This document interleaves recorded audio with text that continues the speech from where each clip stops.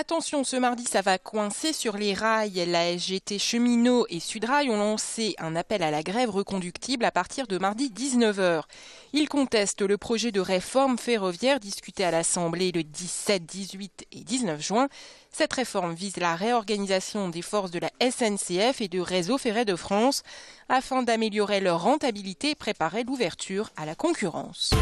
Des muffins au chocolat, des bagels autour d'un caramel choco-viennois ou d'un grand café, bienvenue dans un concept 100% lillois. Le Notting Hill Coffee et sa marche. Serge Assama, le créateur du concept, a ouvert depuis peu son 5e magasin. Historiquement, en tant que fondateur, c'est quand même Lille qui est le point de départ, vu que c'est notre ville finalement de départ. Le concept est un mix de la culture anglo-saxonne de l'Angleterre. J'y vais assez régulièrement depuis tout jeune. Et ça a vraiment été ce mélange un peu du côté de la rigueur qu'on a de la France et puis du côté anglo-saxon qui est des pays qui en général révolutionnent assez les concepts. On a vraiment réussi à créer un mix avec toute la partie pâtisserie où on s'est fait de bonnes pâtisseries et avec le parti salon de café qui sont en général des concepts développés plus sur ces pays. Une dizaine de cafés différents, des produits frais. Cette enseigne compte une quarantaine d'employés sur la métropole lilloise. Mais bientôt, le Notting Hill Coffee devrait voir la concurrence arriver avec un géant américain du coffee. Ce qui ne fait pas peur à Serge. Il nous en dit plus au micro d'Adélaïde Bollard. Starbucks est une multinationale, comme je disais tout à l'heure, c'est une grosse société dont nous, aujourd'hui, on pense qu'on doit la respecter parce qu'elle est quand même créateur de pas mal de nombre d'emplois. Mais simplement qu'on est dans un secteur qui est concurrentiel, qui est le secteur de la restauration rapide. Et même si nous, on est vraiment sur le segment des salons de café, comme je disais tout à l'heure, et on est très très fiers de ce qu'on a bâti aujourd'hui. Et je pense que finalement, l'arrivée de la concurrence va certainement faire connaître encore un peu plus le marché. Et c'est autant plus pour le client, parce que le client finalement il est mature. Le client il sait choisir. Quand c'est bon pour lui, il sait aller où il faut y aller. Donc s'il vient chez Notting Hill, c'est qu'on espère avoir été à la hauteur. Et le succès continue. Un autre magasin devrait voir le jour prochainement rue Nationale à Lille et à Arras. Laetitia vient faire ses essayages de robe de mariée car après 10 ans de vie commune, son compagnon l'a enfin demandé en mariage. Dans ce magasin, il y en a pour tous les goûts, mais ici les robes sont à acheter ou en location, neuves ou d'occasion. Un concept qui séduit Laetitia, elle s'est confiée à notre journaliste Tanguy Lecluse. Moi je suis plus du tout tradition, de nos jours tout se perd. Et par rapport au prix aussi, je préfère plutôt me baser sur une robe moins chère et faire profiter autre chose par rapport au traiteur ou d'autres choses dans la soirée, mais ne pas du tout acheter la robe. Ma mère s'est mariée il y a 35 ans à peu près, et elle avait toujours gardé la robe de mariée pour la donner à sa fille. Mais bon, quand on voit la robe, comment elle est devenue, non, je préfère pas. Je préfère en louer une pour moi, pour ma soirée. Et vous ne voulez pas la faire recycler, par exemple? Pourquoi pas? À l'occasion, oui, je vais la ramener à la boutique. Si elle peut faire une autre robe avec la robe de ma maman, ce serait sympa.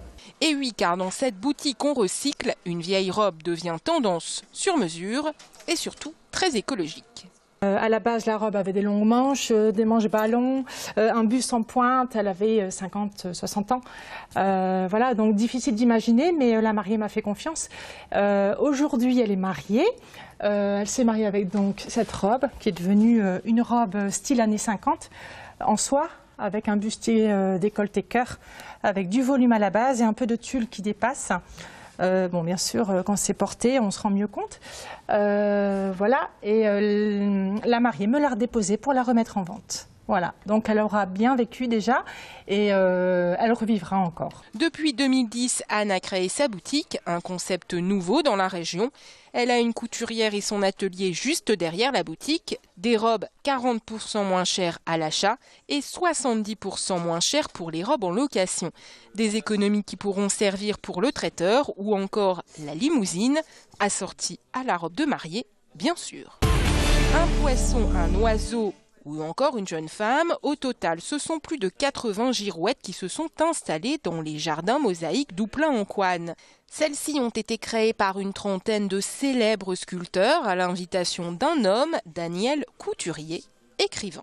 Daniel Couturier a réussi à convaincre des grands noms de la sculpture venant du monde entier, puisque dans cette collection, ici à Mosaïque, vous verrez aussi bien des œuvres de Français, bien sûr, de régionaux, mais aussi des œuvres de Marocains, d'Algériens, d'Argentins, d'Italiens, d'Espagnols, enfin c'est étonnant, et avec une forte présence des Pragois, puisque cette exposition voyage depuis une dizaine d'années dans le monde, et c'est en particulier autour de Prague qu'elle a connu ses lettres de noblesse.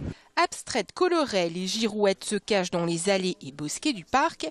Elles tournent au gré du vent et feront certainement tourner la tête des petits et des grands. Description de plusieurs œuvres. Il y a des œuvres qui sont très très loin du coq de nos clochers, même si bon, on trouve des poissons qui étaient aussi un signe chrétien important, mais on trouve des œuvres qui sont très très loin de tout ça, qui sont étonnantes.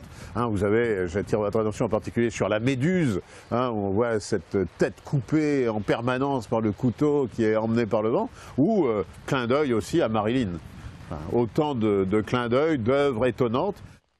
Une expo à découvrir jusqu'au 26 octobre. Et on termine cette édition avec du sport. Le beach volley revient à Lille pour la 5e année. Les 400 tonnes de sable s'installeront sur la place du peuple belge dans le Vieux-Lille et non plus sur la place de la République à partir de mercredi jusqu'au 17 juin. Fin de cette édition en ce lundi 9 juin. Merci à vous de l'avoir suivi. Dans un instant, l'information continue avec les prévisions en météo et l'infotrafic.